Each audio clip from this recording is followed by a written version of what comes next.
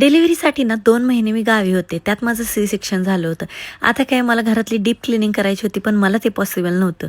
म्हणून ना मी साफसफाईवाला.com slot book केला होता. अर्ध्या तासातच त्यांची टीम इथे आली.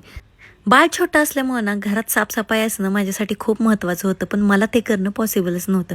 आणि दुसरं म्हणजे प्रेग्नंट असताना पण ना किचन कट्ट्यावरती उभं राहून एवढी डीप क्लिनिंग करणं तेव्हा ते पण पॉसिबल नव्हतं.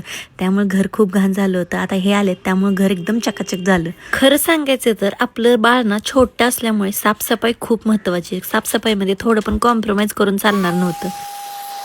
यांची काम करायची पद्धत मात्र खूप मस्त होती. मी आणि आत्या तेच बघत थांबलो होतो इथे.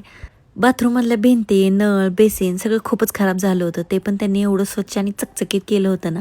आणि किचनमध्ये पण किचनच्या ट्रॉल्या काढून त्यांनी साफ करून दिलं होतं. सगळं फरशा वगैरे घासून एकदम चकाचक केलं होतं.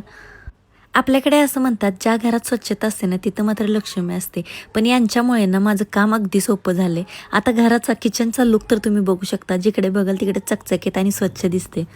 तुम्हाला जर ह्यांची सर्व्हिस आवडली असेल ना, तर कॅप्शनमध्ये ना मी ह्यांची वेबसाईट देते. तिथून तुम्ही सर्व्हिस बुक करू शकता. चला आता भेटूया पुढच्या ब्लॉगमध्ये. बाय.